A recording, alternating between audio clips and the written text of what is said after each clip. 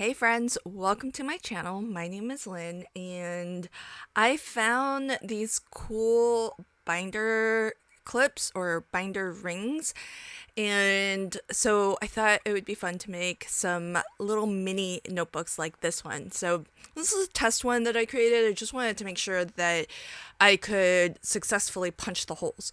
So I've got some dotty paper in here, a divider, and then just some plain paper. Both of those are just copy paper, so pretty thin stuff. And what's great about these binder rings is that they are metal, so pretty sturdy, pretty substantial, and then you can always reuse them. But the thing is that they are not spaced at something that the standard cinch will actually punch. So the standard cinch punches for 2-to-1 pitch. So for every 1 inch, there's 2 holes. So what I always like to do is just make a little bit of a template and do a test punch. And I did that. I did an entire test project because it's just so easy to put one of these together. I'll give you the dimensions for everything. So I am using papers that are 4¼ tall by 3 inches wide. And I chose that because then I can make efficient cuts from my pattern paper. It's not the most efficient cut for your 8.5 by 11 copy paper, but copy paper is cheaper than pattern paper. So I'd rather optimize for efficient pattern paper, and that way from one sheet I can actually get a pretty efficient 3 by, now I'm actually cutting my covers to slightly taller than the actual papers. So I'm cutting my papers to 4.5 tall, that's a 1/4 inch taller than my paper, and 3 inches wide. And I kind of want the front and the back covers to be a little bit more substantial, a little bit sturdier, so I'm doubling up. That's the only reason why I'm doubling up. And if this were a thinner notebook, maybe that wouldn't be necessary, but it's a little bit of a chunky monkey notebook, so I am going to actually double up on that. Plus I want to get a divider in. Now this divider, I actually cut, I feel like Goldilocks, where it's too short or it's too long, but the divider, instead of 4.5 tall, I've cut that to 4 3/8. I found that on the first test one that I made, the divider was, it almost, even though it was the same height as the covers, it almost looked like it was extending beyond. And I think it may have that appearance just depending on where the pages are sitting on the ring. So I thought it would be better to just cut it a little bit shorter than the covers, but still longer than the notebook pages, because the whole thing is you want to be able to easily grab that divider and flip to the section that you want. So just to make it look a little bit nicer, I'm going to round the corners on all of these, and I just want to order it the way that I want it seen in the notebook. And I'm using the corner chomper, which is pretty heavy duty. I'm chomping through essentially 5 layers of pattern paper, but it does take 2 hands to really like push this down. But it did make it through pretty okay. You could always do them one at a time if you wanted. And same with punching the holes on the cinch. Now, if you have the universal cinch, this works out just great for these rings. And that's the beauty of the universal cinch, because you can punch for different styles of binding. You can punch for different, spacing of the loops. And so it is quite nice to have this in my craft room.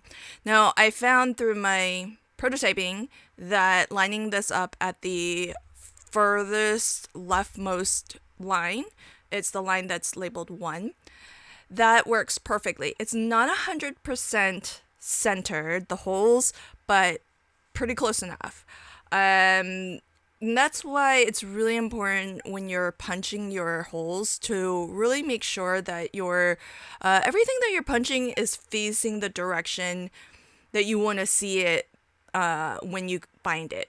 Because if things aren't 100% mirrored or, symmetrical, then you're not going to be able to easily just, flip to the back and have it work out so that it still fits on the loops or on the rings okay. And that's going to be the case with this. I did check it afterwards, and it's about an eighth of an inch off center.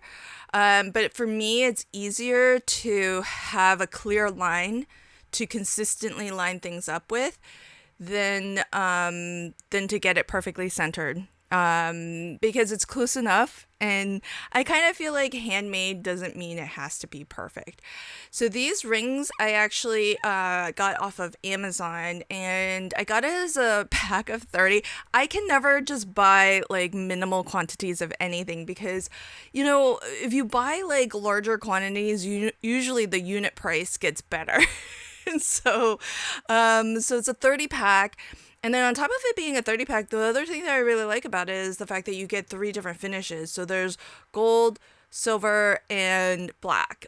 And so I made one using the black rings, and there you could see how, it's not exactly mirrored, it's not exactly centered, and that's why I was very careful to just double check everything.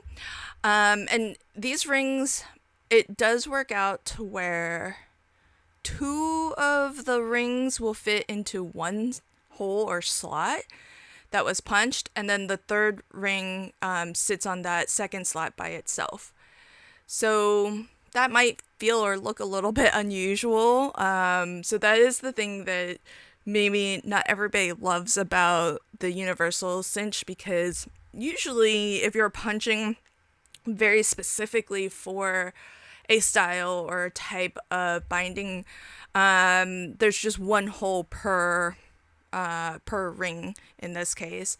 But I still think this is cute. I think it's really neat. I have to imagine this would be a great seller at a craft fair. Really easy to put together, pretty inexpensive, not a lot of paper, pretty efficient cuts of your pattern paper. There's just that little bit at the bottom of each sheet of pattern paper that's left, about an inch and a half or so. And so what's great about these rings is also if you're making them for yourself to use, you can always refill them. You can always take them out and, swap the order of things. I'm just taking a moment to fix that first prototype one because it was bugging me a little bit that the divider felt so long. And that's the beauty, again, of a ring like this, because you can just open and close it. You can do stuff like what I just did, fix it, and add more to it even if you wanted.